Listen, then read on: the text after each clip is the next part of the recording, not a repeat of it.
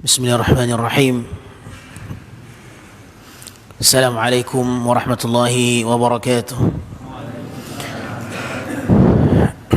Alhamdulillah rabbil alamin, wassalatu wassalamu ala nabiyyina al-karim nabiyuna Muhammadin wa ala alihi wa ashabihi ajma'in wa man tabi'ahum bi ihsanin ila yaumiddin.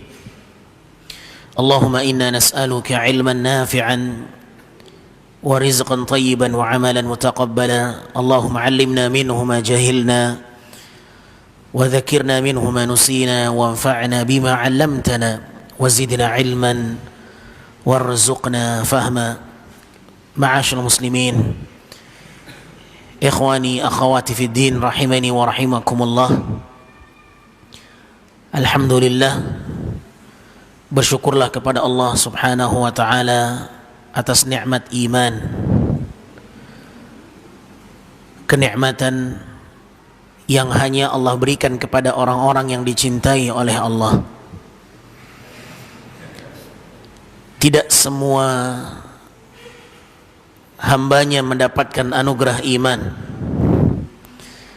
Rasulullah sallallahu alaihi wasallam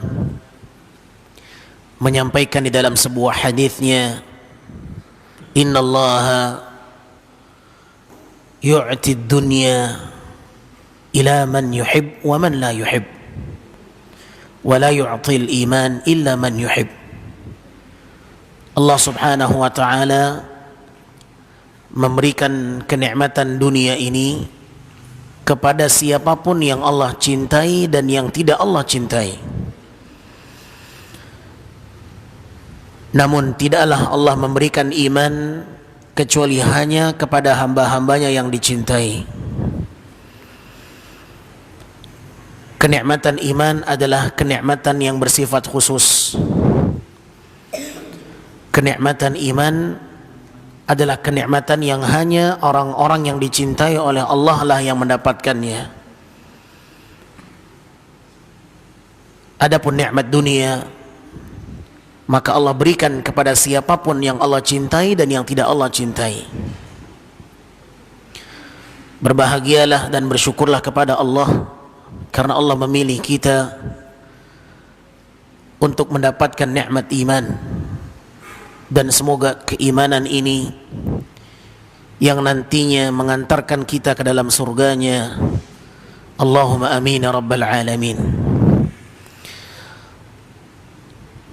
Salawat beriringkan salam untuk Nabi kita yang mulia, Nabi Muhammad sallallahu alaihi wasallam. Allahumma salli ala Muhammadin wa ala ali Muhammad kama sallaita ala Ibrahim wa ala ali Ibrahim innaka Hamidum Majid, wa barik ala Muhammad wa ala ali Muhammad kama barakta ala Ibrahim wa ala ali Ibrahim innaka Hamidum Majid. Saudaraku kaum muslimin dan muslimat yang semoga dimuliakan Allah, di kesempatan malam yang berbahagia ini, judul yang saya bawakan, pembahasan yang kita siapkan, pilihlah yang mudah. Ini judul pembahasan kita. Pilihlah yang mudah.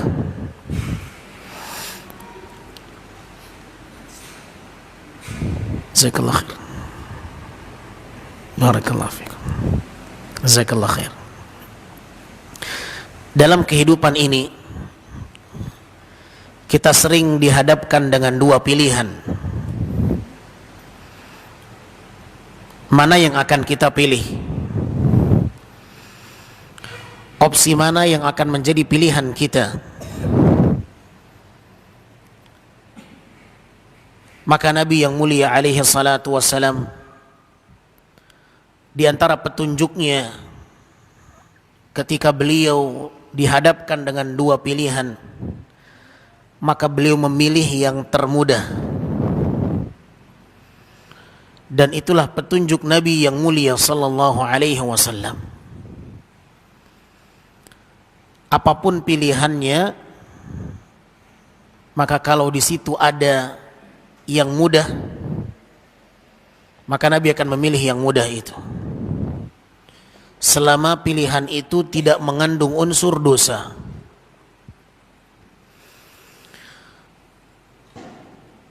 Itulah yang dikatakan oleh Ibunda Aisyah radhiyallahu anha. Beliau mengatakan, "Ma khuyyira Rasul sallallahu alaihi wasallam baina amrayni illa akhadha aysarahuma ma lam yakun ithma." Tidaklah Nabi diberikan pilihan sallallahu alaihi wasallam untuk memilih salah satu di antara dua, melainkan Nabi akan memilih yang termudah di antara dua pilihan itu, selama yang dipilih itu, yang paling mudah itu bukan sesuatu yang mengandung unsur dosa. Fa in kana ithman, apabila ada pilihan yang mengandung dosa, kana ab'adan nas minhu, maka Nabi adalah orang yang paling jauh dari memilih sesuatu yang mengandung dosa. Hadis ini sahih, diriwayatkan oleh Imam Al-Bukhari dan Imam Muslim. Hadirin yang dimuliakan Allah, inilah hadiyun Nabi sallallahu alaihi wasallam. Inilah petunjuk Nabi sallallahu alaihi wasallam di dalam memilih.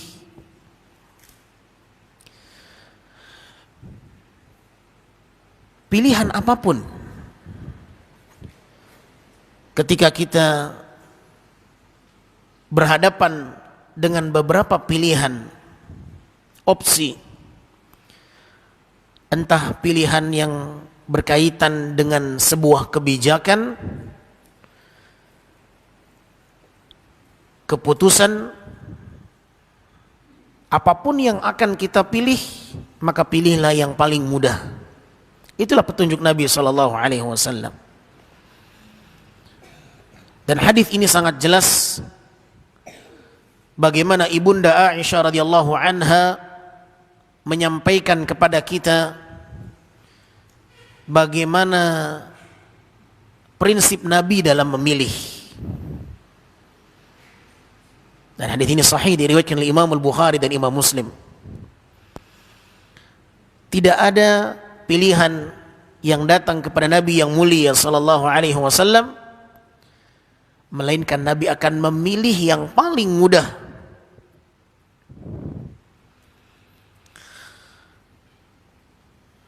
Maka itulah yang akan ditempuh oleh baginda yang mulia sallallahu alaihi wasallam.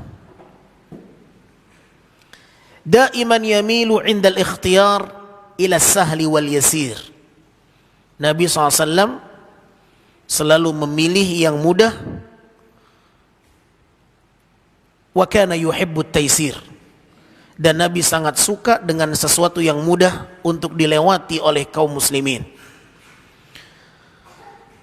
Fi kulli al-umur, di dalam segala urusan, illa an yakuna fi dhalika wuqu' fil muharramat aw al ma'siyah, kecuali apabila di sana ada perkara yang haram dan mengandung maksiat, maka Nabi sallallahu alaihi wasallam adalah manusia yang paling jauh dari memilih sesuatu yang mengandung dosa. Hadirin yang dimuliakan Allah Subhanahu wa taala, pilihlah yang termudah, itu kaidahnya, dan menjauhlah dari pilihan yang mengandung dosa.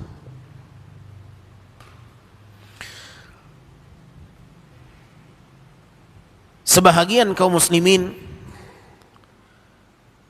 tidak mengetahui bagaimana manajemen di dalam memilih. Bagi sebahagian mereka, yang penting saya mendapatkan keuntungan besar walaupun konsekuensinya kesulitan untuk kaum muslimin.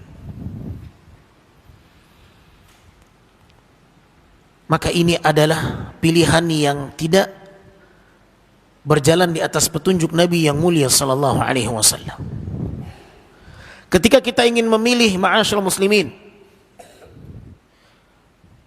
maka yang perlu kita fikirkan adalah bagaimana kaum muslimin dengan pilihan yang akan saya pilih itu. Apakah pilihan saya memudahkan seluruh kaum muslimin ataukah tidak? Saya ambil sebuah contoh, ahibati fillah. Ketika saya diamanahkan untuk menjadi kepala yayasan di sebuah sekolah,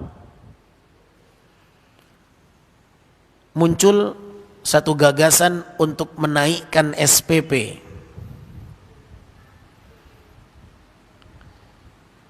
Maka terlintaslah oleh saya hadis ini. Di hadapan kita ada pilihan, mana yang akan kita pilih? Menaikkan SPP atau tetap, atau kalau perlu diturunkan harganya. Kalau kita berbicara dari sisi duniawi, kita akan pilih naikkan saja.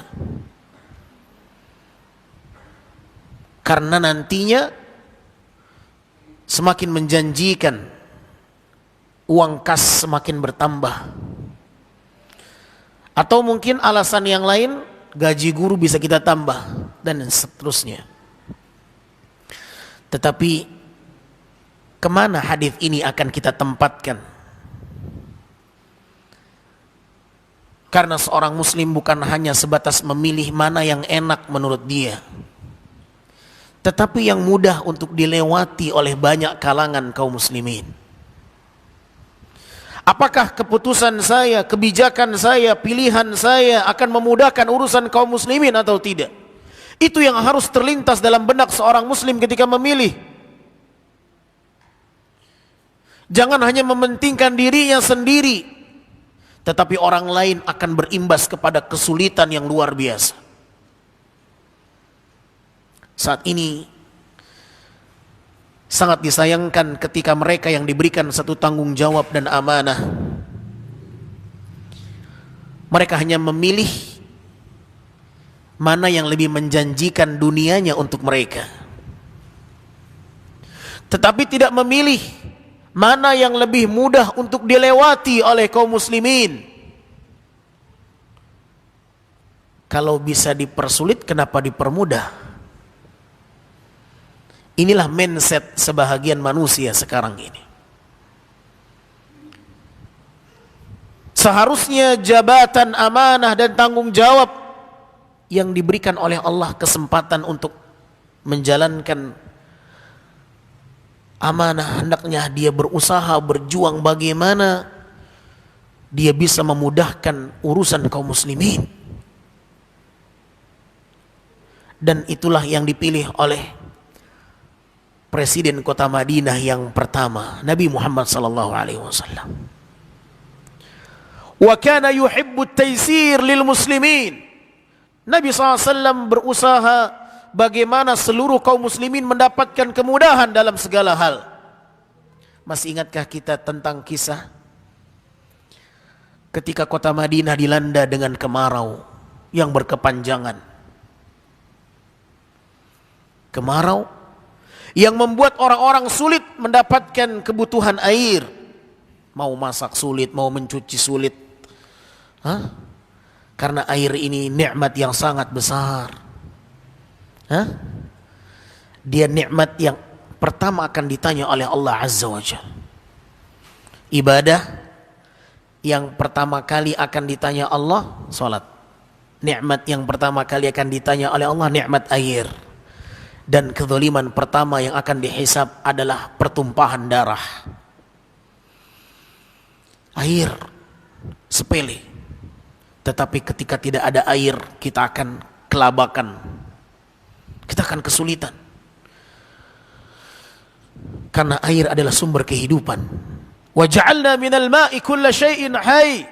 Allah Azza wa Jalla mengatakan, dan telah kami jadikan dari air sumber kehidupan. Tidak ada air kita akan sulit. Subhanallah. Oleh karenanya ikhwatal iman yang dimuliakan Allah Azza wa Jalla, air adalah kenikmatan yang harus kita syukuri. Jangan sampai ada yang tersisa. Kalau kita minum, habiskan. Ya, usahakan jangan mubadzir. Ikhwatal iman yang dimuliakan Allah Subhanahu wa taala, di zaman Nabi SAW pernah terjadi kemarau yang luar biasa. Kekeringan, sumber air menipis. Kaum muslimin kesulitan untuk memenuhi kebutuhan air mereka. Sehingga kondisi yang semakin kritis menyebabkan kaum muslimin sulit untuk memenuhi hajat-hajat mereka.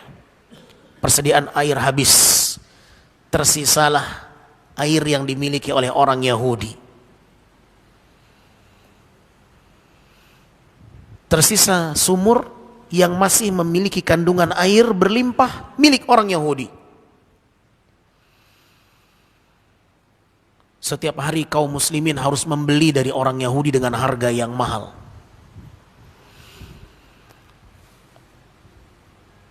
Karena air kebutuhan yang primer, kebutuhan pokok, tidak akan mungkin kita bisa lepas dari air.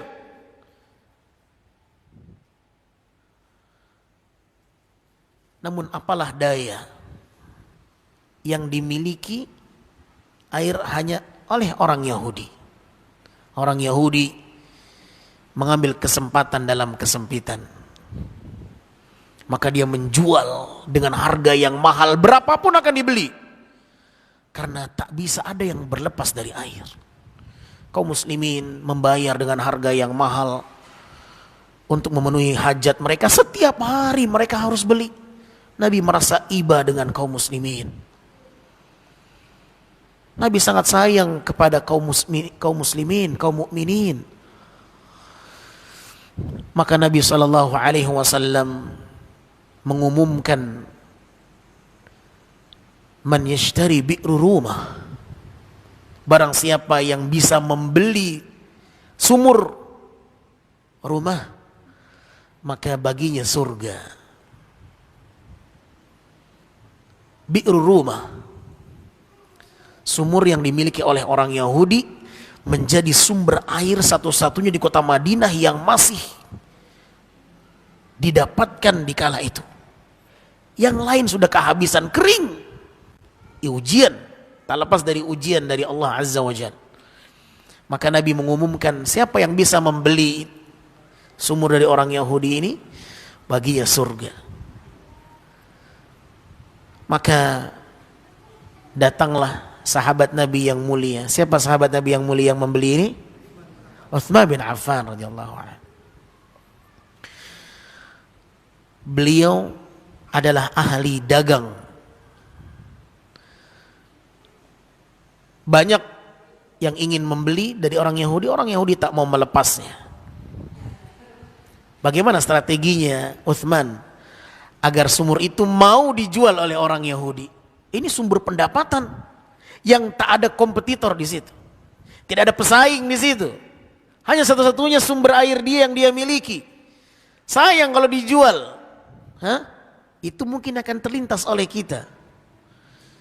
Tidak halnya dengan Utsman bin Affan radhiyallahu anhu. Ketika orang Yahudi tidak mau menjualnya, Utsman punya strategi yang luar biasa. Gimana caranya agar orang Yahudi ini mau menjualkannya kepada kaum muslimin? Maka Utsman mencoba untuk membelinya dengan strateginya, bagaimana seandainya aku membeli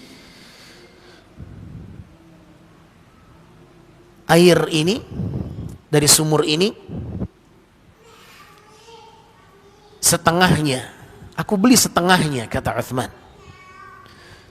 sehingga hari ini aku akan mengambil untuk kebutuhanku, hari besok silakan engkau mengambil untuk kebutuhanmu. Dan Utsman berani bayar mahal. Silahkan Anda hitung berapa jumlah Utsman memberikan tawaran itu. Tawaran yang fantastis, miliaran. Miliaran yang dibayar oleh Utsman di zaman sebelum krisis moneter. Orang Yahudi beranggapan apa salahnya? masih tetap milikku, masih bisa aku jual kepada kaum muslimin, bisa dapat uang jumlah besar dari Utsman. Karena orang Yahudi, uang, yang penting uang. Utsman memberikan tawaran yang sangat menggiurkan, dan Utsman hanya menawar setengah dari sumur itu. Aku meminta darimu setengah saja, aku beli dengan harga yang besar. Maka orang Yahudi ini pun tertarik dengan tawaran Utsman. Ya. Maka dibelilah oleh Utsman radhiyallahu anha dengan ratusan dinar. Yang kalau kita ingin menghitungnya sekitar 2 miliar atau lebih kalau dikalkulasikan. Ya, hanya setengah dari sumur yang mungkin kalau di zaman kita buat mungkin hanya 3 juta harganya bikin sumur. Tapi Utsman membeli surga dengan itu. Maka orang Yahudi ini pun sepakat, kemudian dia tidak menyadari perangkap daripada Utsman.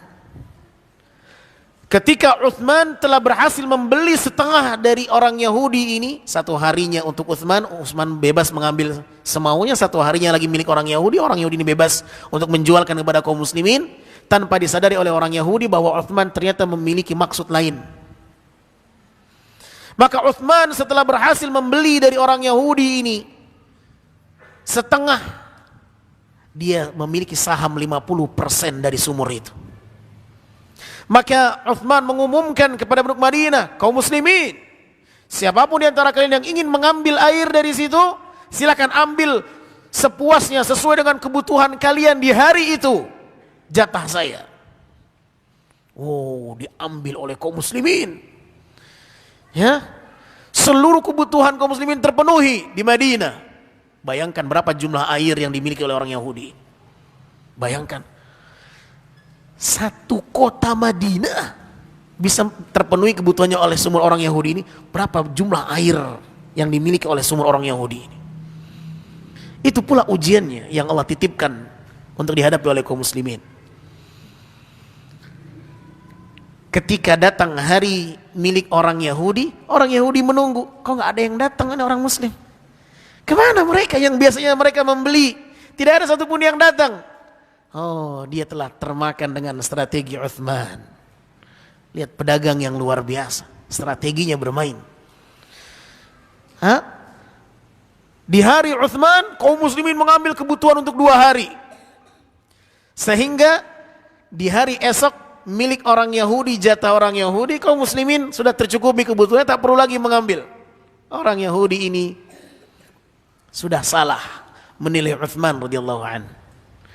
Hingga akhirnya Utsman datang kembali kepada orang Yahudi, bagaimana sekiranya aku beli setengah sisanya dengan harga sekian-sekian. Kata orang Yahudi, ya silakanlah. Mau gimana lagi? Terpaksa. Beli semuanya silahkan, tak masalah. Maka Utsman membeli semuanya. Beliau membeli dengan surga. Dan beliau ingin memudahkan seluruh urusan kaum muslimin. Maka ingat, yang memudahkan urusan kaum muslimin itu balasannya apa? Surga. Yang memudahkan urusan kaum muslimin balasannya surga. Dan kita akan bacakan bagaimana hadis dan riwayatnya. Bagaimana ketika kita berjuang untuk memudahkan urusan kaum muslimin, maka surgalah yang akan menjadi balasannya, ikhwatal iman. Maka jangan kita termakan dengan gaya hidup orang-orang yang selalu mengejar dunia dalam pikirannya. Sehingga mereka tak berpikir bagaimana memudahkan urusan manusia. Yang terfikir olehnya adalah bagaimana keuntungan dunia dia dapat. Tak peduli orang lain mau sulit atau tidak. Kita sangat menyayangkan ketika mereka yang diberikan satu amanah untuk mengelola negara, tetapi tidak berjuang untuk memudahkan urusan kaum muslimin. Maka ketika dihadapkan kepada kami pilihan menaikkan SPP atau tidak, saya pilih tidak. Apa tujuan kita menaikkan SPP? Kalau tujuannya memang ada satu kebutuhan yang urgen, memang operasional tak terpenuhi dengan uang kas yang masuk, maka silakan. Tapi kalau uang sudah banyak, operasional terpenuhi, untuk apa kita naikkan? Bukankah memudahkan urusan kaum muslimin adalah pilihan Nabi yang mulia SAW? Itu yang terlintas oleh saya ketika ada gagasan menaikkan SPP. Maka selama jabatan kami memimpin, saya selalu mengatakan kalau bisa tidak naik, tidak naik SPP itu. Ya terserah, kalau mau dinaikkan silahkan, kalau saya tidak. Karena saya belum melihat ada urgensinya di sana, kepentingannya di sana tidak ada. Kecuali kalau operasional tak terpenuhi, kemudian mungkin gaji guru memang sudah tak layak harus dinaikkan, ya silahkan, tidak masalah. Tapi kalau tidak ada kepentingan yang mendesak, untuk apa? Karena yang harus kita pilih dari pilihan itu adalah bagaimana kita memilih yang termudah untuk seluruh kaum muslimin. Dan itulah pilihan dalam manajemen yang dipilih oleh Nabi yang mulia sallallahu alaihi wasallam. Di dalam memilih, itulah manajemennya, itulah konsepnya yang dipilih Nabi sallallahu alaihi wasallam. Selalu terlintas bagaimana memudahkan urusan kaum muslimin, ikhwatal iman yang dimuliakan Allah subhanahu wa ta'ala. Maka miliki prinsip ini dan niatkan memudahkan urusan orang lain. Itu adalah sunnah Nabi yang mulia sallallahu alaihi wasallam. Itulah yang selalu ditempuh oleh Nabi sallallahu alaihi wasallam. Oleh karenanya ketika Nabi mengumumkan siapa yang mau membeli sumur rumah dari orang Yahudi baginya surga, sejatinya Nabi ingin kaum muslimin mendapatkan kemudahan dalam memenuhi kebutuhan airnya di kota Madinah di kala itu. Tapi Nabi tak memiliki kemampuan untuk membelinya, maka Nabi umumkan kepada para sahabat, dan Uthman radhiyallahu anhu menjadi orang yang terdepan di dalam memudahkan urusan kaum muslimin kota Madinah di kala itu. Dan ini kisah yang harus menjadi kisah yang inspiratif, memotivasi kita bagaimana kita semestinya mencontoh generasi para salaf, generasi para pendahulu yang mereka selalu berjuang untuk mengamalkan sunnah Nabi yang mulia sallallahu alaihi wasallam. Dan yang dilakukan oleh Uthman bukan sekali dua kali, berkali-kali, berulang-ulang kali.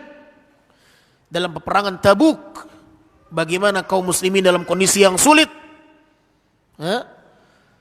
sangat sedikit perbekalan dan persediaan yang dimiliki oleh pasukan perang, sehingga dikenal dengan Jaishul Usrah, pasukan yang sangat berada pada kesulitan, pasukan yang berada dalam kondisi yang kritis. Jaishul Usrah, itulah gelar mereka para pasukan Tabuk dalam peperangan yang dikala itu dilakukan oleh para sahabat radhiyallahu anhum jami'an.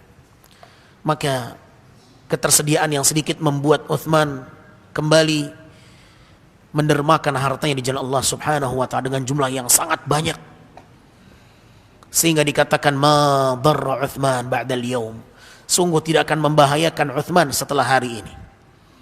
Ikhwatul iman rahimani wa rahimakumullah.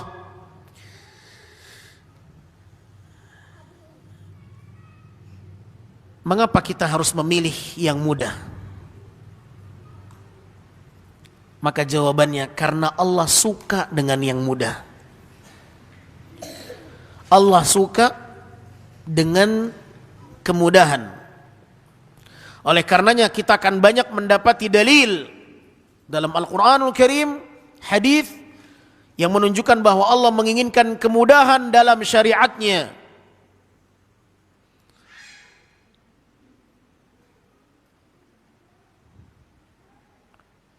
Di dalam surat Al-Baqarah ayat 185,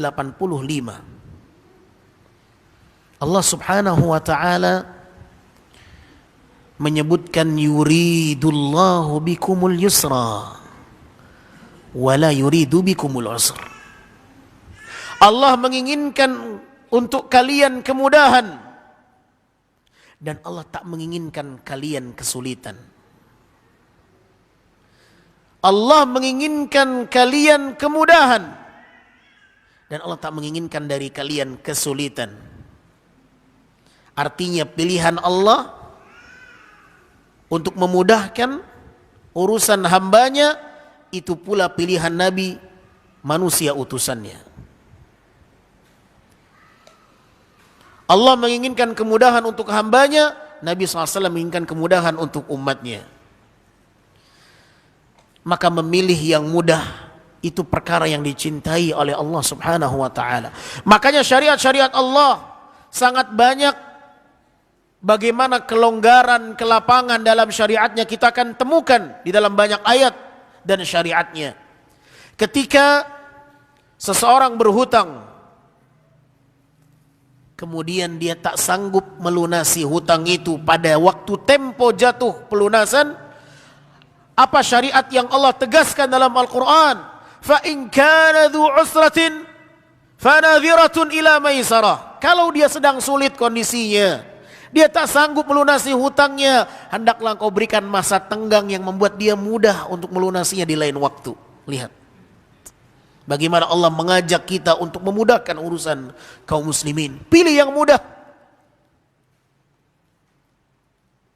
Dan itu bahagian dari syariat Allah Azza wa Jalla. Dalam muamalah, di dalam berhutang, ketika kita memberikan pinjaman kepada orang lain dengan akad hari sekian dan sekian engkau bayar lunasi. Ketika jatuh tempo ternyata dia belum bisa melunasi hutangnya, maka di saat itu pilihan di hadapan kita. Apakah kita akan mendesaknya atau kita akan memberikan masa tenggang? Maka ingat dengan prinsip Nabi yang mulia sallallahu alaihi wasallam. Nabi setiap dihadapkan dua pilihan, Nabi memilih pilihan yang memudahkan urusan kaum muslimin.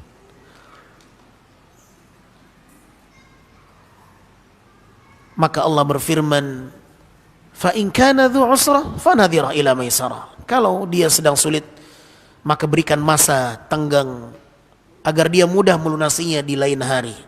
Na'am. Yuridullahu an yukhaffifa ankum wa khuliqal insanu dha'ifa. Kenapa Allah ingin meringankan urusan kaum muslimin? Kenapa Allah ingin meringankan kehidupan hamba-hambanya? Karena manusia tercipta dalam kondisi lemah. Dalam surat An-Nisa ayat 28 Allah berfirman, yuridullahu an yukhaffifa ankum. Allah menginginkan kalian keringanan. Wa khuliqal insanu dha'ifa, dan manusia tercipta dalam keadaan yang lemah. Karena manusia itu lemah, makanya Allah ingin meringankan banyak dalam kehidupan mereka. Ya. Apa contohnya Allah meringankan syariatnya untuk hamba-hambanya? Salat.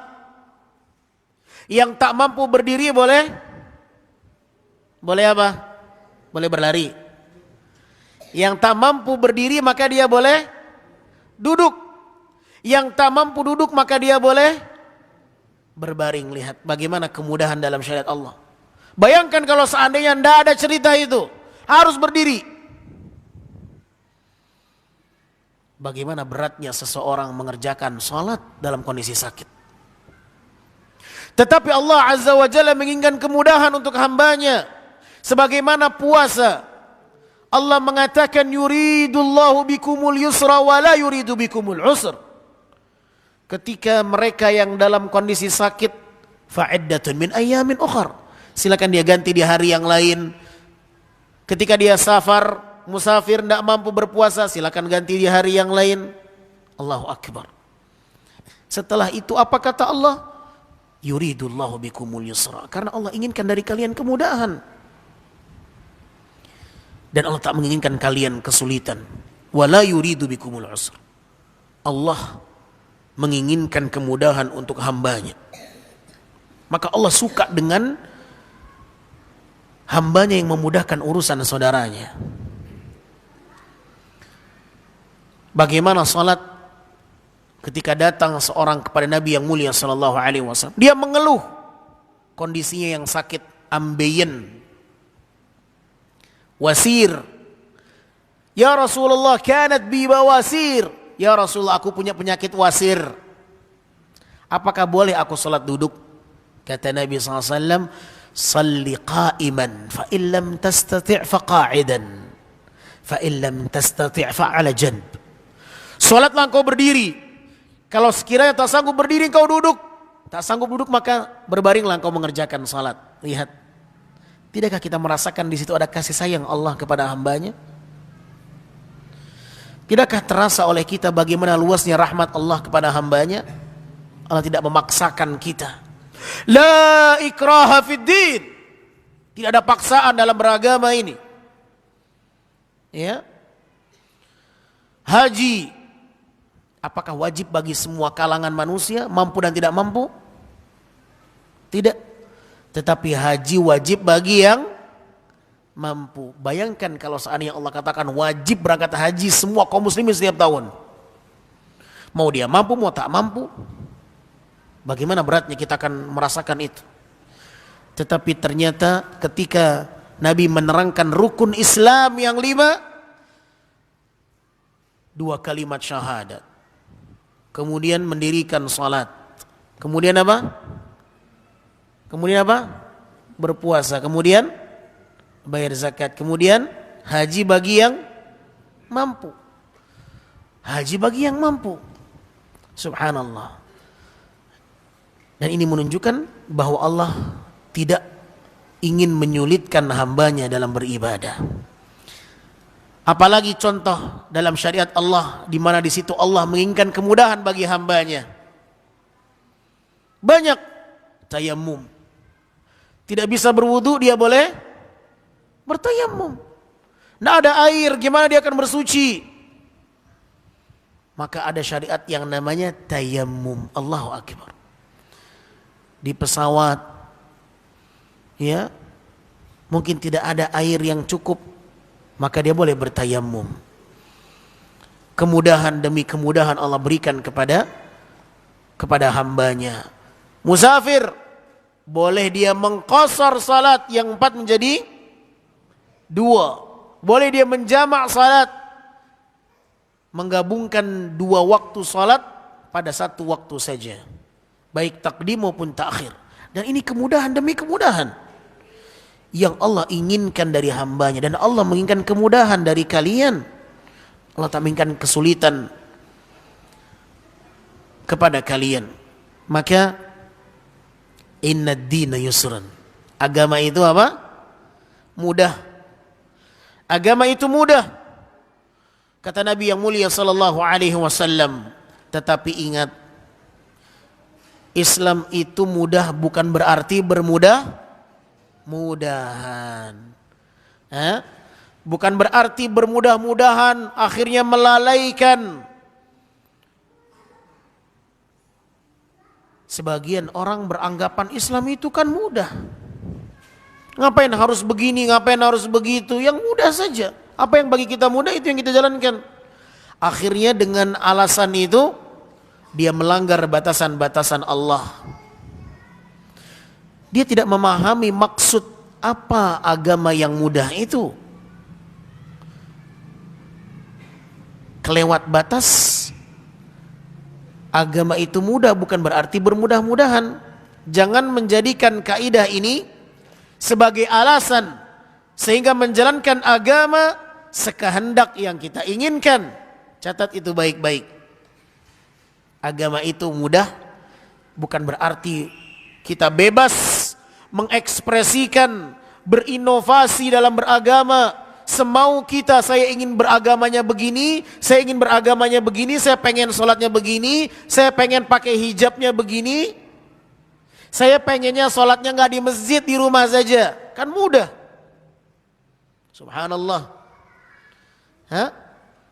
Maka bedakan antara mudah dengan bermudah-mudahan.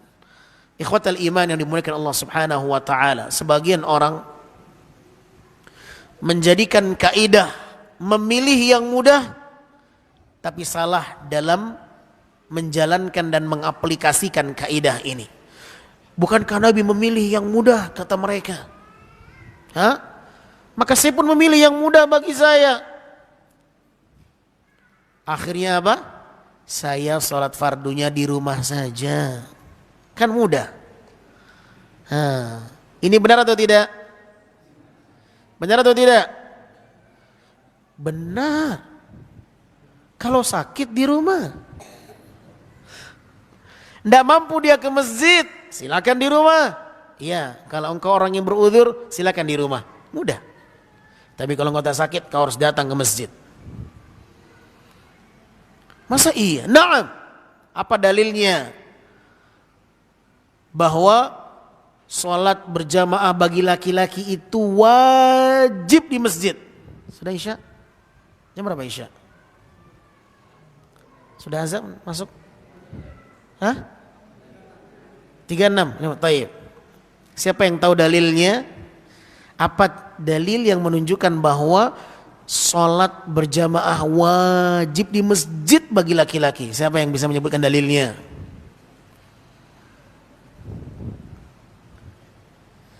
Ada yang mau mencoba? Hah? Antum, fadal, silakan. Naam. Ahsan, barakallahu fikum. Nah, gimana kisahnya Abdullah bin Umi Maktum? Dia sahabat Nabi yang buta. Kemudian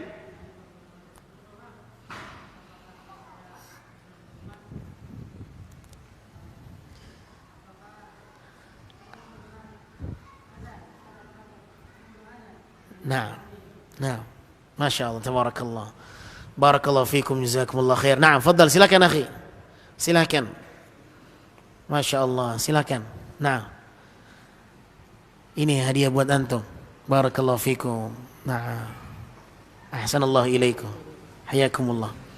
Nah, kisah tentang sahabat Nabi yang mulia, sahabat Nabi yang buta, Abdullah bin Ummi Maktum. Sahabat Nabi yang buta, tak bisa melihat. Bayangkan, dia datang kepada Nabi SAW, ingin meminta keringanan, tak salat ke masjid. Ya Rasulullah, inni rajulun a'ma wa laysa li qa'idun yaquduni ilal masjid. Ya Rasulullah, aku ni orang yang buta, tidak ada seorang pun yang membimbingku, memapahku menuju masjid. Hal tajidu li rukhsatan? Apakah kondisiku seperti ini dapat keringanan? Jawab Nabi SAW, na'am. Iya. Bagimu keringanan salat di rumah. Syaratnya apa? Buta. Tidak ada orang yang membimbing ke masjid. Dapat jawaban dari Nabi SAW. Maka orang buta ini pun berjalan meninggalkan Nabi SAW. Ketika akan pulang, Nabi panggil lagi. Falamma wallah da'ah. Ketika dia akan meninggalkan Nabi SAW, Nabi panggil. Atasma'un nida? Sebentar, sini dulu. Jangan pulang dulu. Nggak jadi pulang. Hah? Nabi tanya lagi, engkau dengar azan? Sampai nggak suara azan ke rumahmu? Terdengar nggak suara azan sampai ke rumahmu? Oh, azan dengar ya Rasulullah. Fa'ajib. Kalau gitu kau harus ke masjid. Jadi dapat keringanan. Subhanallah, orang yang buta, orang yang tak memiliki pendamping untuk membimbingnya ke masjid, tak mendapatkan keringanan. Apa hujjah kita di hadapan Allah? Apa alasan kita di hadapan Allah? Tak salat ke masjid. Sedangkan orang yang buta saja, orang yang tak memiliki pendamping, pembimbing jalannya menuju ke masjid, tetap wajib ke masjid. Alasan apa yang akan kita sampaikan di hadapan Allah Subhanahu wa ta'ala? Akhirnya tak dapatlah orang ini keringanan salat di rumah. Apakah dengan itu kita mengatakan berarti Islam ini tak menginginkan kemudahan? Lah. Ada tempatnya, ada masanya, ada keadaannya kapan dia mendapatkan keringanan. Hah? Islam itu mudah, tapi jangan bermudah-mudahan. Dia harus berjuang. Ada kalanya seorang muslim harus berjuang menuju Allah Subhanahu wa ta'ala. Dan Allah akan menggantinya dengan kemuliaan yang besar. Taib, kita dengarkan panggilan adzan terlebih dahulu. Wa sallallahu wasallam ala nabiyyina Muhammadin wa ala alihi wa sahbihi wasallam.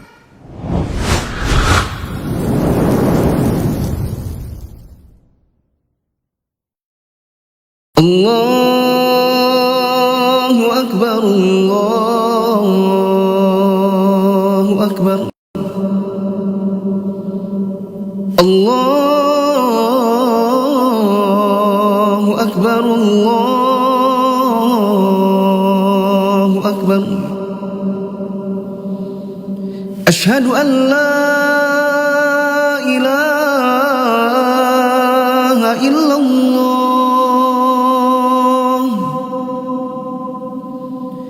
أشهد أن لا إله إلا الله. أشهد أن محمدا رسول الله. أشهد أن محمد رسول الله. حي على الصلاة،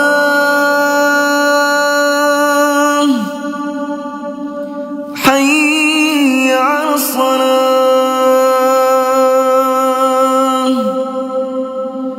حي على الفلاح،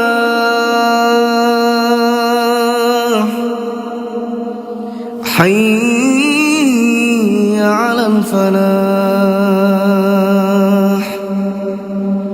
الله أكبر، الله أكبر. لا إله إلا الله.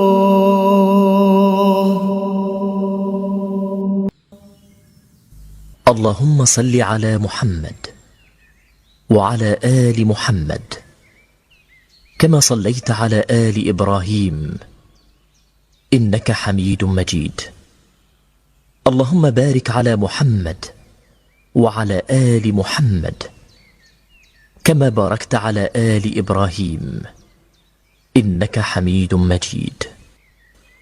اللهم رب هذه الدعوة التامة والصلاة القائمة آت محمدا الوسيلة والفضيلة وابعثه مقاما محمودا الذي وعدته.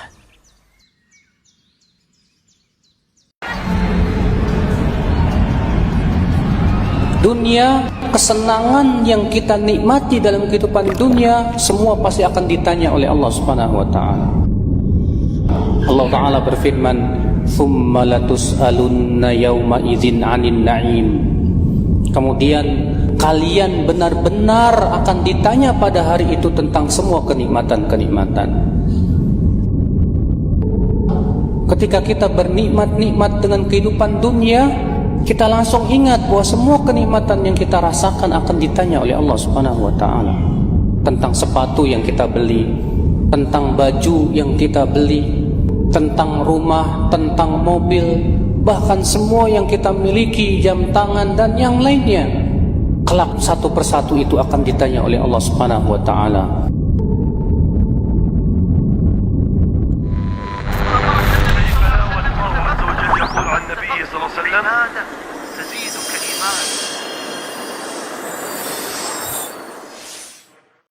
Ala alihi wa ashabihi wa man walah. Wala hawla wala quwata illa billah. Ma'asyil muslimin yang dimuliakan Allah, kaidah pilihlah yang mudah harus diiringi dengan ketentuan yang benar. Bukanlah memilih yang mudah sekehendak hati yang kita inginkan. Bukanlah bermakna semau kita. Oleh karenanya hadis yang pertama kita bawakan dari Ibunda Aisyah radhiyallahu anha, Nabi memilih yang mudah selama tidak mengandung unsur dosa. Malam yakun ithma.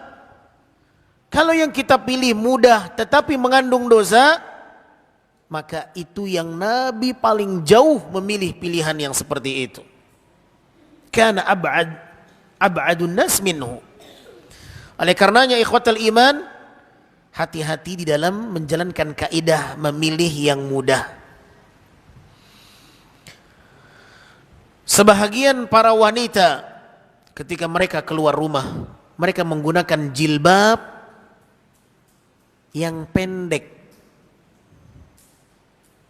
Jilbabnya hanya sampai leher, minimalis. Minimalis. Ketika kita sampaikan nasihat, hendaklah engkau menggunakan jilbab yang panjang, yang menutup dada, yang lebar. Mereka mengatakan, pilihlah yang mudah.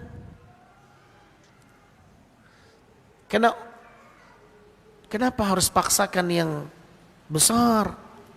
Itu lebih panas. Kalau ada yang simple, lebih pendek, enggak panas, adem, kenapa harus mempersulit diri?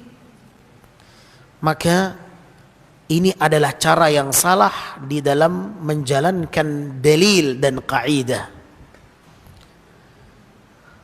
Karena pilihannya ternyata pilihan yang tidak sesuai dengan apa yang dikatakan oleh Allah dalam Al-Quran. Allah subhanahu wa ta'ala telah menentukan rumus bagi seorang wanita yang menggunakan jilbabnya. Seperti apa jilbab yang diinginkan oleh Allah?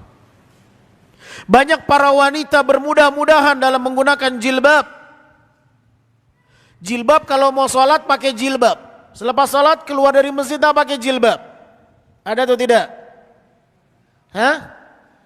Seakan-akan jilbab itu kalau ingin berhadapan dengan Allah saja, di luar masjid bebas. Subhanallah. Datang dia dari rumah mau ke masjid, dari rumah dibawa tuh mukenanya. Tahu mukena? Di sini sama juga namanya. Kerudung yang buat sholat besar lebar itu. Nanti dipakainya kapan? Di masjid.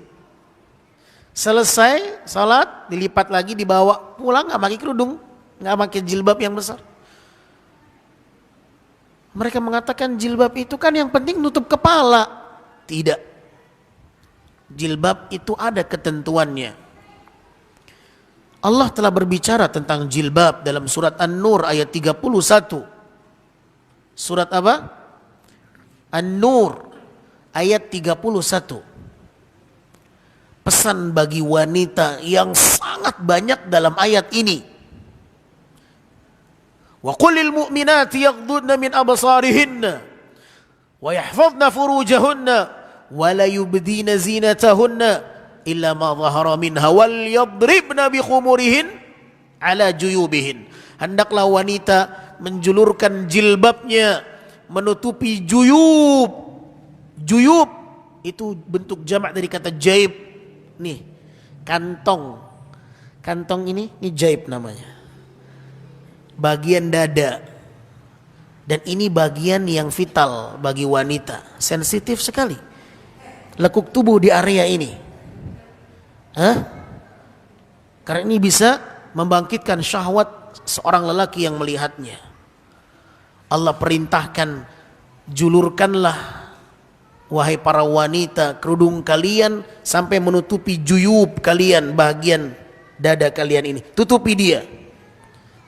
Itu bahasa Al-Quran. Wal yadribna bi khumurihinna ala juyubihin. Hendaklah para wanita menjulurkan jilbabnya, menutupi bagian dadanya. Ini baru jilbab yang benar. Jangan mengatakan, kan yang mudah itu kan yang simple, yang segini aja.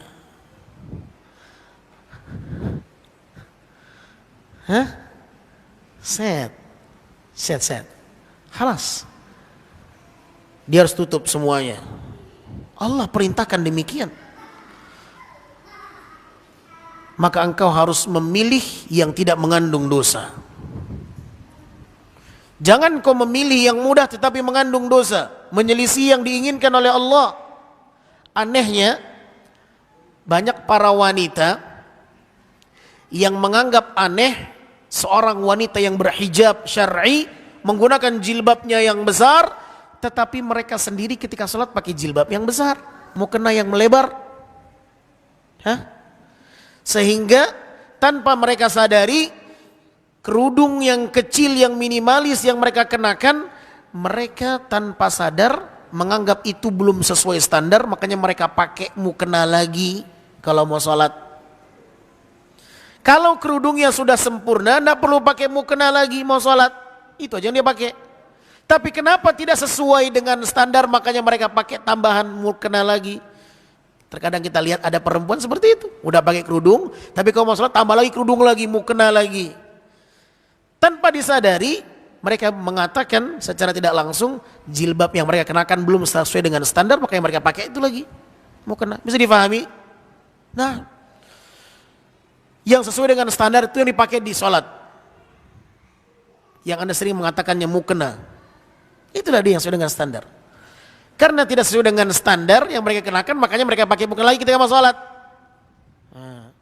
Tapi ketika mereka sudah menggunakan jilbab yang syar'i, maka tak perlu lagi dia menggunakan yang khusus, karena mereka sudah sesuai dengan standar syariat yang Allah inginkan.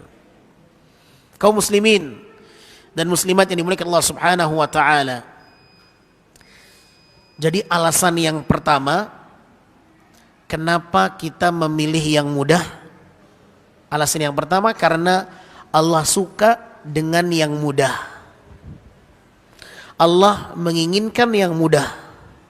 Dan Nabi pun menginginkan yang mudah. Alasan yang kedua, kenapa kita harus memilih yang mudah?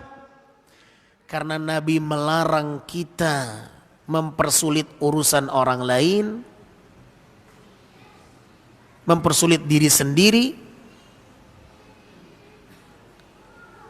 Karena setiap apa yang kita ambil, kita akan bertanggung jawab di hadapan Allah kelak pada hari kiamat.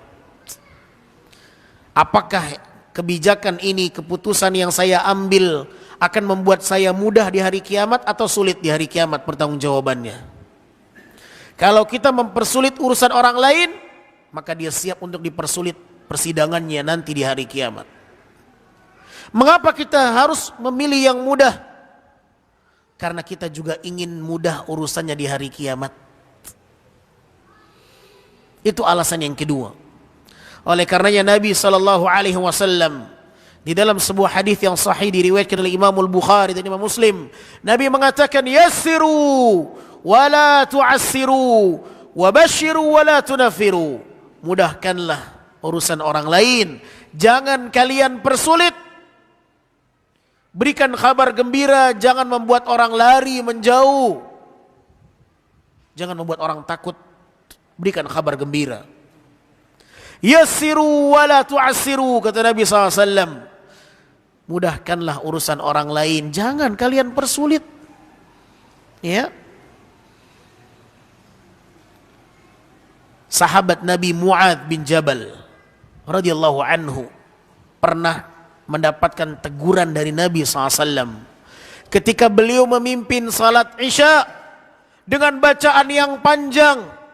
Al-Baqarah dibaca dalam salat Isya dari awal sampai akhir selesai. Ternyata di pertengahan salat ada yang keluar dari makmum, tak tahan dengan lamanya salat beliau radhiyallahu an.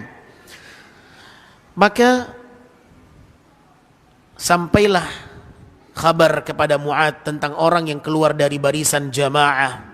Maka Mu'adz bin Jabal ingin mengadukan kepada Nabi SAW tentang perihal orang ini. Ya, dan orang ini pun juga ternyata yang keluar dari jamaah ingin melaporkan juga kepada Nabi SAW tentang salatnya Mu'adz yang begitu lama. Maka mereka berhadapan dengan Nabi SAW untuk menyelesaikan perkaranya. Nabi bertanya kepada anak muda ini, kenapa engkau keluar dari jamaah, dari barisan saf? Ya Rasulullah, Mu'adz salatnya panjang, dia baca Al-Baqarah sampai habis selesai. Kalau di sini seperti itu siap nggak jamaah? Hah? Atau keluar semuanya? Masya Allah. Di zaman Nabi yang keluar cuma satu orang, yang lainnya tetap setia salat berjamaah. Kalau di sini mungkin semuanya keluar, tinggal satu orang imamnya saja. Subhanallah. Ya.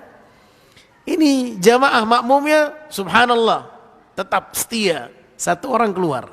Nabi tanya, kenapa engkau keluar ya Rasulullah? Mu'ad bin Jabal, lama kali salatnya ya Rasulullah. Oke, alasannya jelas. Mu'ad ditanya sama Nabi, engkau kenapa? Mengatakan dia munafik karena dia keluar dari barisan kau katakan inna bihi la nifaq. Maka kemudian Nabi SAW menengahi keduanya. Dan Nabi memberikan satu pesan kepada Mu'ad.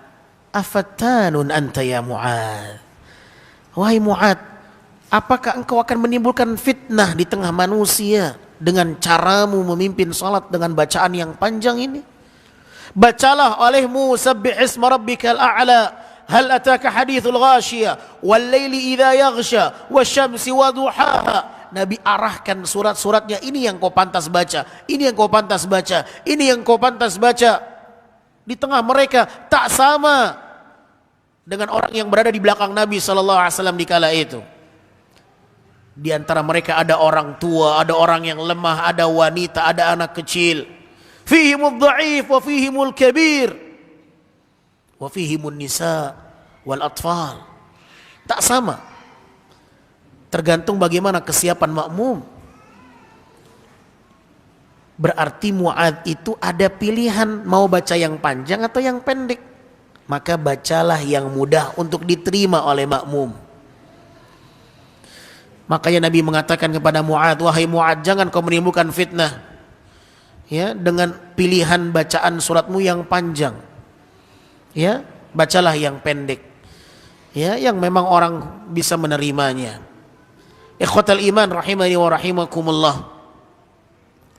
Sangat banyak sekali contoh-contoh bagaimana seorang muslim hendaknya memilih yang mudah agar mereka mendapatkan surga.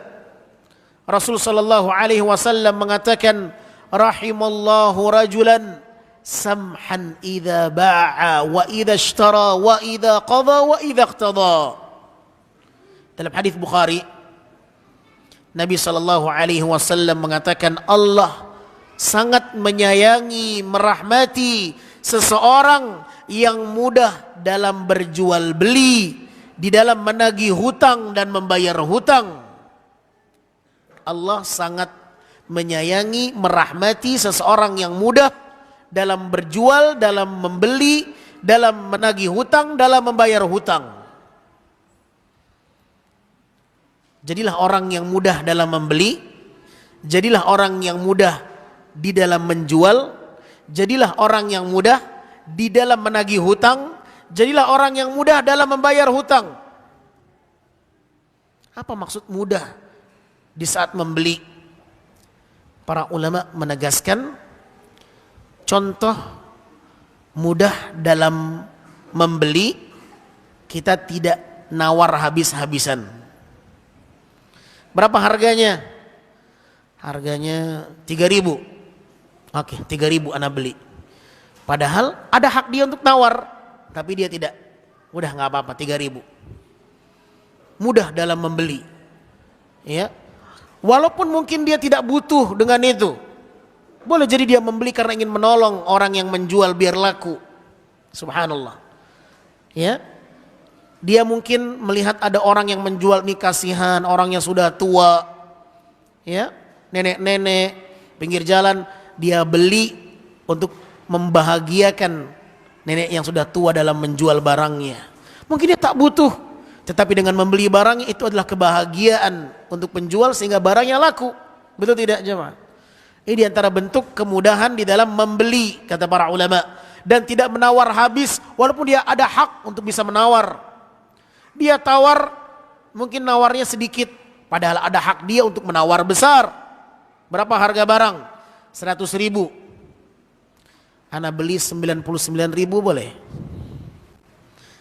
Dia boleh saja menawar dengan 75.000, tapi dia tawarnya sedikit saja. Kenapa? Tujuannya mudah dalam membeli. Ya, ana beli 99.000 ya. Ya nggak apa-apa. Nggak ditawar habis-habisan. Berapa nih harganya? 100.000. 50.000 itu mah. Subhanallah. Ya.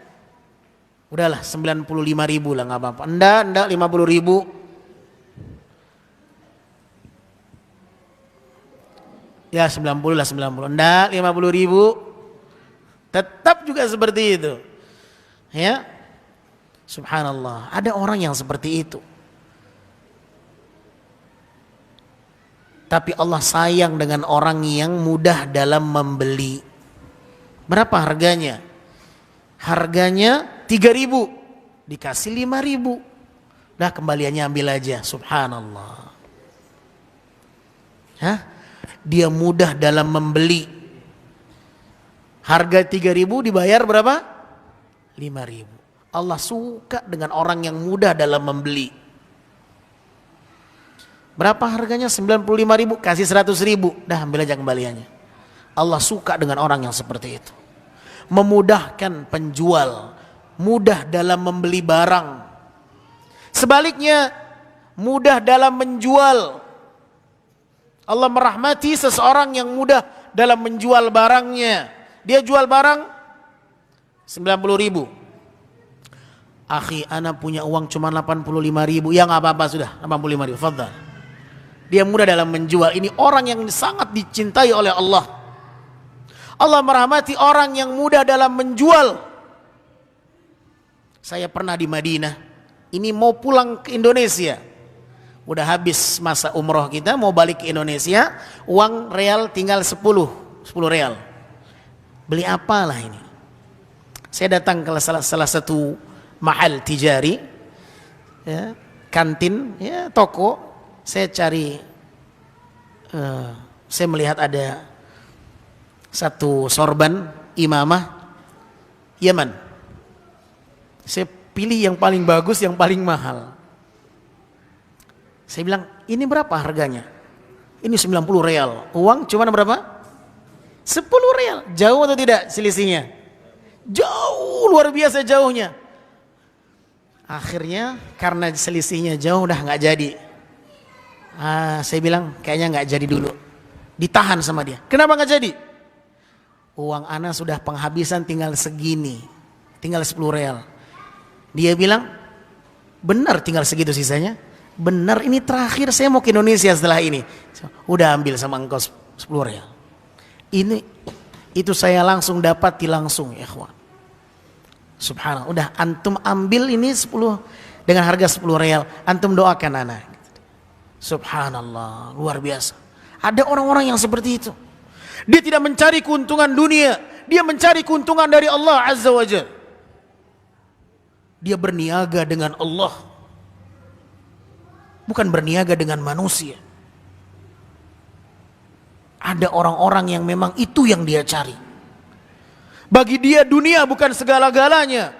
Bagi dia rahmat Allah segala-galanya yang harus dia perjuangkan. Dan itu saya nyaris tidak terlintas sedikit pun dia mau dengan ketentuan seperti itu. Antum bisa bayangkan jauh sekali selisihnya. Sampai sekarang saya ingat itu di Madinah. Kepulangan akan kita tinggalkan kota Madinah. Uang masih sisa 10 real. Saya tertarik dengan satu sorban Yaman. Dan saya mencoba memberanikan ini berapa harganya. Ya mungkin kalau 15 real, 20 real. Tapi saya yakin memang mahal. Beda rajutannya, beda kualitasnya. Tapi subhanallah, siapa yang sangka Allah jadikan itu bagian dari karunia yang Allah berikan kepada saya. Dan dengan itu saya mengambil banyak pelajaran dari hadits Nabi SAW, bahwa ada di antara orang yang mereka tidak berjualan dengan keuntungan dunia. Mereka berjualan untuk mencari keridhaan Allah Azza wa Jalla. Mudah. Terkadang kita menjual barang, kita tahu ada orang yang sulit, memang dia tak sanggup membelinya. Ini ada orang kita tahu nih kawan miskin. Dia mau beli madu sama kita, kita tahu bagaimana finansial dia. Kita tahu bagaimana ekonomi dia menengah ke bawah. Kita tahu dia sulit, kita tahu dia banyak utang. Kita tahu kontrakan dia belum dibayar. Kita tahu itu, tapi kita masih pelit. Manakah sayang kita untuk memudahkan urusan kaum muslimin? Sedangkan kita berlebih-lebih harta yang kita miliki. Apa salah yang kau kasih sudah? Udah antum ambil saja, nggak usah bayar. Kenapa harus mati-matian mengejar dunia sedangkan Allah sudah berikan kelapangan? Sedangkan di sana masih banyak saudara kita yang masih kesulitan untuk makan aja nggak bisa. Kita stok makanan bisa buat 3 tahun. Ini dia buat makan hari ini aja nggak bisa. Subhanallah, udah, nggak usah beli, antum ambil sudah. Fadhal. Ikhwatal iman rahimani wa rahimakumullah. Allah merahmati seseorang yang mudah dalam membeli, dalam berjualan, di dalam menagih hutang. Nagih hutang. Hah? Gimana cara mudah menagih hutang? Diingatkan, akhi, ini sudah masuk waktu tempo. Aduh afwan, ana belum bisa bayar. Oke, nggak apa-apa. Kapan antum bisa sanggup? Ya, mungkin sepekan lagi lah. Oke, sepekan lagi. Mudah. Akhi, ini udah masuk jatuh tempo. Antum harus bayar sekarang. Ana nggak bisa, nggak ada cerita sekarang. Tak ada kemudahan sedikit pun yang dia berikan untuk kaum muslimin. Sekarang antum harus bayar. Kalau nggak antum gadaikan barang antum di rumah. Subhanallah. Ada orang yang seperti itu. Ada. Sita barangnya, sita ambil ininya barangnya, usir dari rumah. Inna lillahi wa inna ilaihi raji'un. Dia harus belajar hadis. Dia harus belajar ilmu agama Allah agar dia punya rasa memberikan kemudahan untuk yang lain. Nah, ya, dan juga hendaklah dia menjadi orang yang mudah dalam membayar hutang. Apa kemudahan dalam bayar hutang itu? Kata para ulama, kalau sudah ada uangnya langsung dibayarin, jangan nunggu waktu tempo. Waktu tempo masih sepekan, enggak sekarang saya bayar. Keburu meninggal nanti saya. Sekarang bayar. Ya, itu mudah dalam membayar hutang. Jangan nunggu ditagih, enggak ditagih, mudah-mudahan diikhlasin. Subhanallah. La, bayar. Ya, kalau perlu lebihkan. Boleh atau tidak? Boleh atau tidak? Boleh. Yang enggak boleh itu apa? Orang yang meminjamkan mensyaratkan, aku pinjamkan engkau 10.000, nanti bayarnya berapa? 20.000, itu namanya apa? Riba. Naam. Aku pinjamkan engkau 10.000, bayarnya 12.000. Boleh atau tidak? Tidak boleh, itu riba. Tapi kalau ada orang minjem 10.000, dia inisiatif dari dirinya, ana mau ngasih 15.000, boleh tidak? Boleh. Dan itu diantara ihsan yang disyariatkan, dan itu sunnah, dianjurkan. Ya, ketika ada orang sudah berbuat baik kepada kita, memberikan pinjaman, kita juga harus membalas kebaikannya. Tapi tidak harus. Kalau dia pengen, boleh, itu diantara kebaikan. Ikhwatal iman rahimani wa rahimakumullah. Pilihlah yang mudah. Karena dengan memilih yang mudah, engkau akan mendapatkan kemudahan pada hari kiamat. Ma'asyiral muslimin rahimani wa rahimakumullah. Di antara contoh bagaimana seseorang memiliki pilihan untuk memberikan kemudahan bagi yang lain, di dalam membentuk barisan sholat. Di dalam membentuk barisan sholat. Nabi SAW pernah ketika memberikan arahan sebelum takbiratul ihram, Nabi mengatakan SAW, linu bi aidi ikhwanikum, lembutkanlah, lunakkan untuk tangan saudara kalian. Berikan ruang mereka untuk shaf dengan kita, satu barisan dengan kita, jangan dibuat kaku. Lunakkan tanganmu untuk saudara kalian yang ingin masuk dalam shaf barisan itu. Dia siap untuk bersempit-sempit biar yang lain bisa masuk shaf dengan dia. Lihat bagaimana Nabi memberikan arahan untuk memberikan kemudahan bagi saudara kita yang akan mengisi celah yang kosong di dalam barisan salat. Kata Nabi SAW, lunakkan, linu bi aidi ikhwanikum, lunakkan dengan tangan saudara kalian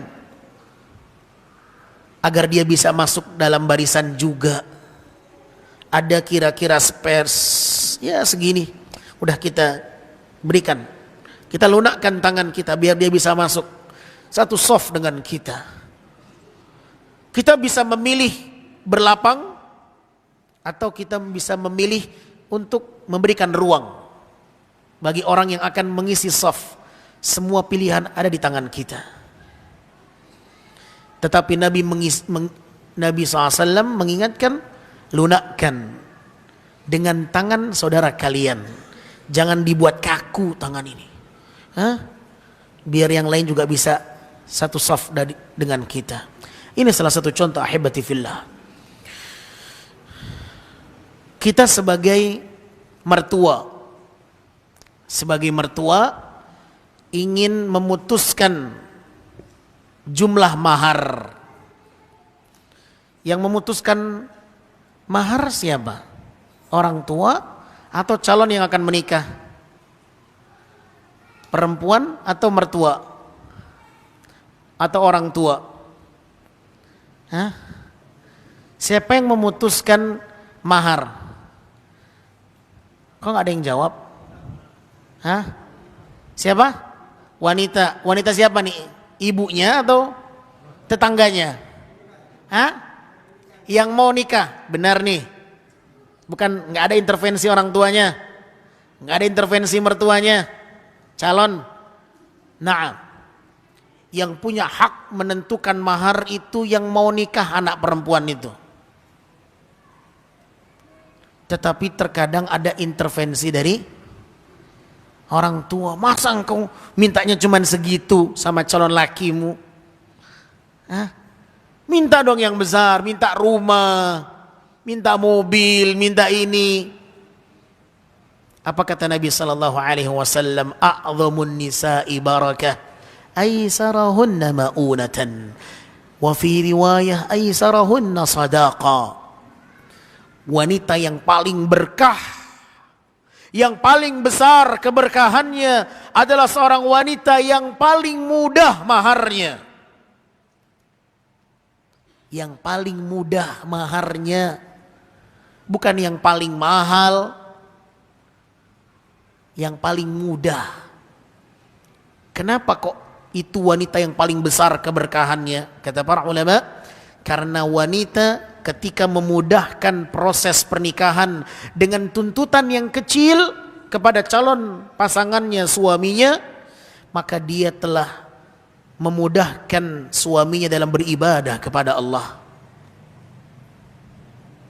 Itulah wanita yang paling berkah, paling besar keberkahannya.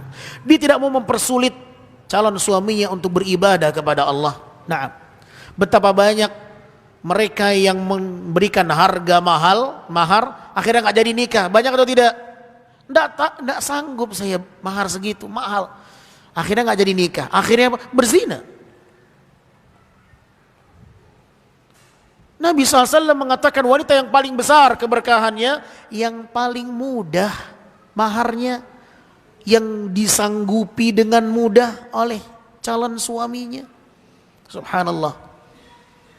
Ya, maka kemudahan-kemudahan yang semacam ini seringkali tidak menjadi pilihan sebahagian kaum muslimin.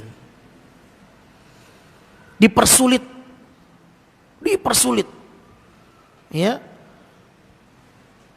Nanti berapa buat biaya-biayanya? Saya sanggup 30 juta. Kenapa nggak 10 juta aja?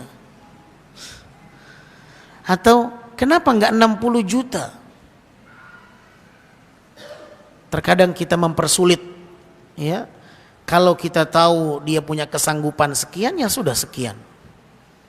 Ya, pilihlah yang mudah. Taib. Ikhwatal iman rahimani wa rahimakumullah. Rasul sallallahu alaihi wasallam pernah mendapati ada kerumunan para sahabat Para sahabat sedang berkerumun. Kemudian Nabi SAW mendapati mereka di saat bersafar. Fara'a zihaman wa rajulan qad dhulilla alaih. Nabi ketika bersafar melihat ada kerumunan orang dan ada seseorang yang sedang dipayungi dari terik panasnya matahari.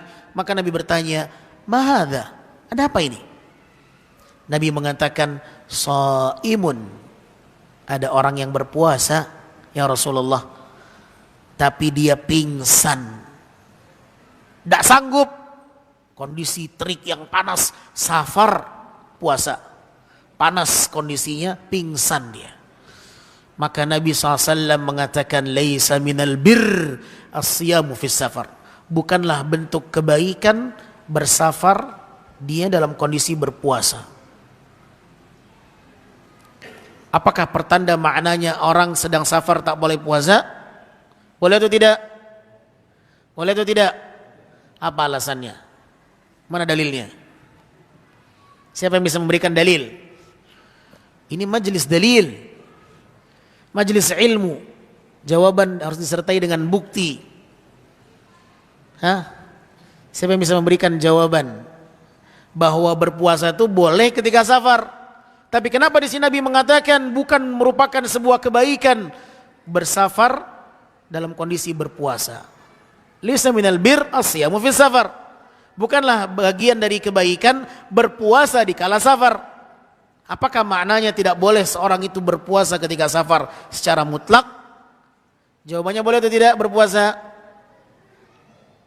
Tadi bilang boleh, kok diam sekarang? Boleh atau tidak? Boleh. Apa dalilnya? Dalil ini payah ini.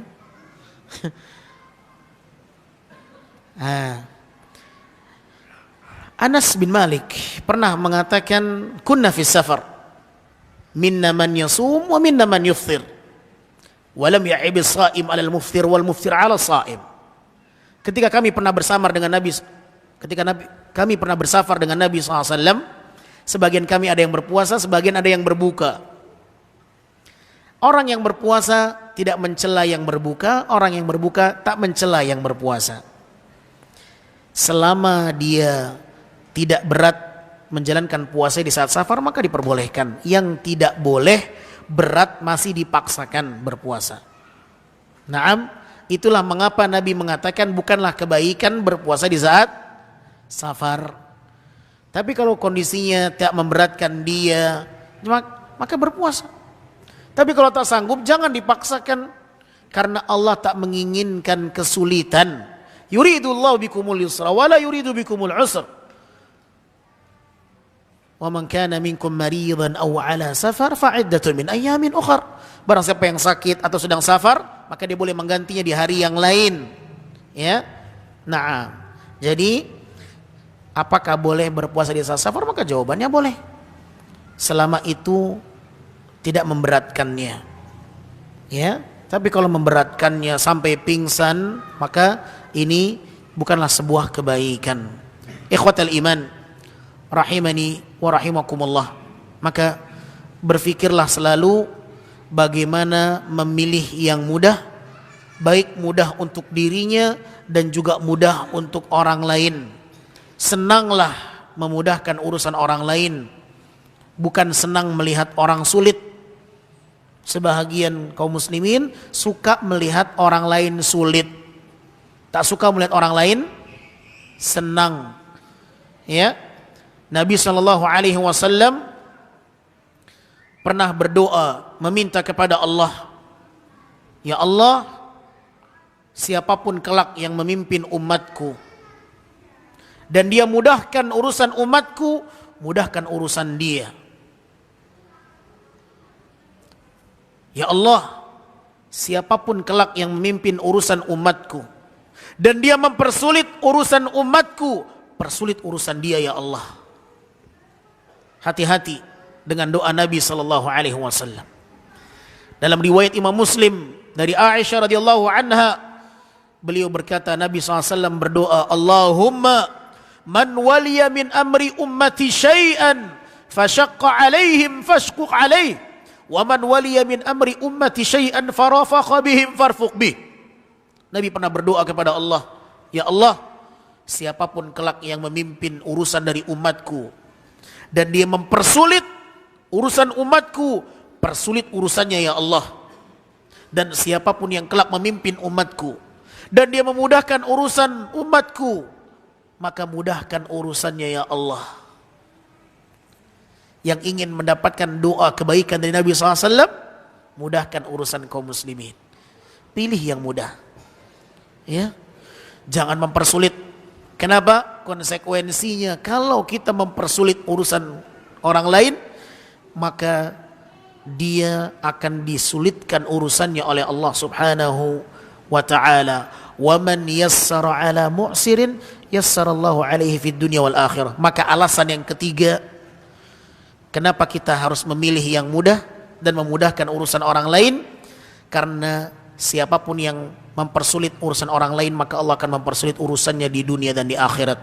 Barang siapa yang memudahkan urusan saudaranya, maka Allah akan mudahkan urusan dia di dunia dan di akhirat. Nabi SAW bersabda, wa man yassara ala mu'sir yassarallahu alaihi fid dunya wal akhirah. Barang siapa yang memudahkan orang yang sedang kesulitan, maka Allah akan mudahkan untuknya di dunia dan di akhirat. Ikhwatal iman, saudaraku kaum muslimin yang dimuliakan Allah, jadilah orang yang paling dicintai oleh Allah. Siapa orang yang paling dicintai oleh Allah? Orang yang dicintai oleh Allah adalah orang yang berusaha berjalan dengan saudaranya untuk menyelesaikan urusan saudaranya, membantu urusan saudaranya. Di dalam sebuah hadis, dan ini menjadi hadis penutup kita di majelis kali ini, Nabi SAW ketika ditanya, ya Rasulullah, man ahabbun nasi ilallah, siapa manusia yang paling dicintai oleh Allah? Siapa ya Rasulullah manusia yang paling dicintai oleh Allah? Nabi SAW mengatakan, anfa'uhum linnas. Manusia yang paling dicintai oleh Allah adalah manusia yang paling bermanfaat untuk manusia, untuk orang lain. Wa ahabbul a'mali ilallah, dan amal yang paling disukai oleh Allah, sururun tudkhiluhu ala muslim, kebahagiaan yang engkau berikan kepada seorang muslim,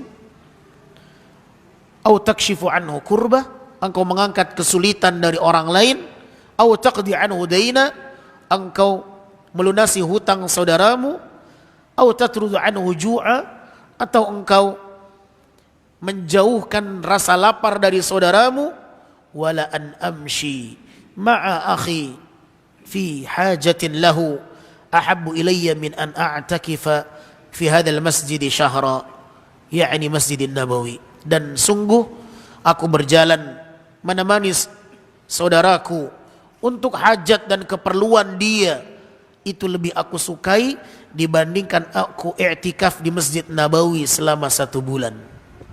Hadis ini disahihkan oleh Syekh Al-Albani rahimahullahu ta'ala. Hadirin yang dimuliakan Allah,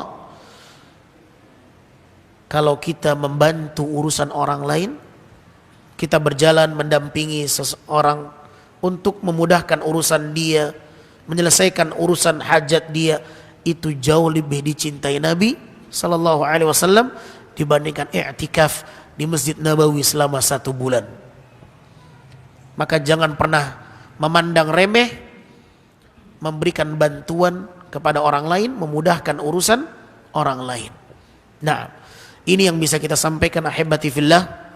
Mudah-mudahan pembahasan ini menjadi ilmu yang bermanfaat bagi yang berbicara dan bagi yang mendengar, dan seluruh kaum muslimin yang menyaksikan tayangan ini. Semoga apa yang telah kita dapatkan dari ilmu betul-betul Allah mudahkan kita untuk bisa mengamalkan dan menjalankannya, karena taufik hanya di tangan Allah Subhanahu wa ta'ala. Wallahu a'lam bissawab. Yang benar datangnya dari Allah dan Rasulnya, yang salah karena kelalaian dan kekurangan yang kami miliki. Allah dan Rasulnya terbebas dari kesalahan. Wassallallahu wasallam ala nabiyina Muhammadin wa ala alihi wa sahbihi wasallam. Walhamdulillah rabbil alamin. Baik, kita cukupkan sampai di sini. Mudah-mudahan bermanfaat. Tidak ada tanya jawab ya. Sudah malam. Hah? Apa ada yang ingin bertanya? Ada yang ingin bertanya? Kalau ada 1 atau 2 pertanyaan kami persilahkan. Nah, fadal.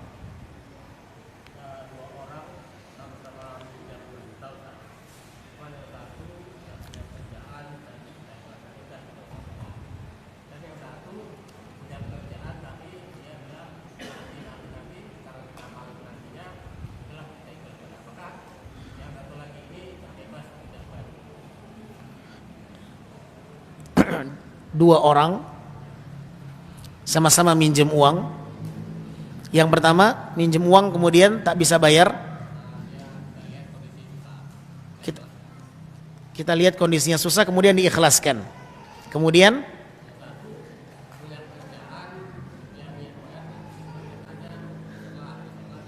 nah,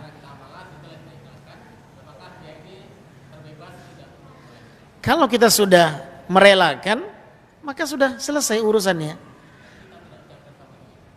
Walaupun tidak diucapkan, tapi kalau sudah kita relakan maka sudah selesai. Tapi kalau seandainya yang dikhawatirkan merelakannya setengah jalan, setengah-setengah, merelakan nanti besoknya kayaknya sayang kalau direlakan. Terkadang harus diucapkan sehingga tidak tarik ulur. Ya, nanti sekarang kita relakan, ternyata besoknya usahanya berkembang. Wah sayang nih kalau direlakan nih. Mendingan saya minta aja lagi. Maka kalau seandainya betul dia ingin merelakan hutangnya, hendaknya lebih dia sampaikan sehingga tidak menjadi beban pikiran juga oleh dia dan jelas juga statusnya. Wallahu a'lam bishawab. Taib. Ada lagi yang bertanya? Tidak ada yang bertanya?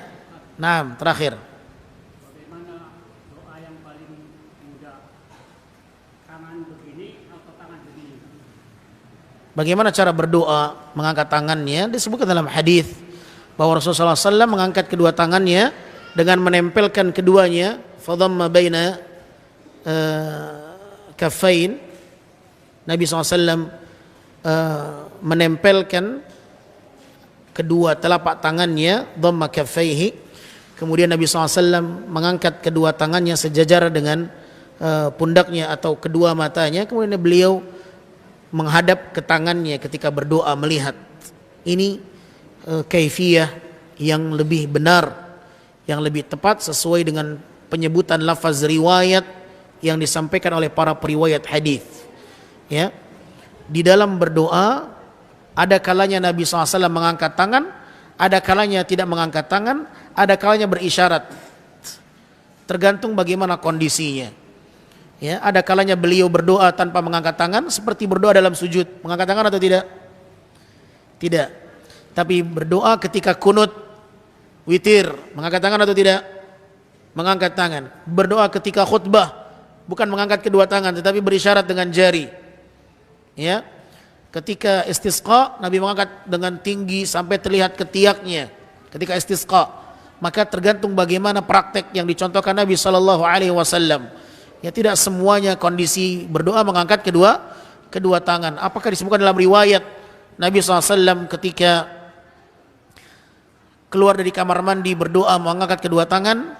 Apakah disebutkan dalam riwayat demikian? Tidak. Sehingga tidak ada anjurannya mengangkat kedua tangan ketika berdoa keluar dari kamar mandi. Sehingga Syekh Shalih bin Utsaimin rahimahullah mengatakan ada kalanya seseorang berdoa tidak mengangkat tangan apabila doa yang dia baca kondisinya Nabi SAW mempraktekannya tidak mengangkat tangannya, maka ketentuannya tidak mengangkat tangan.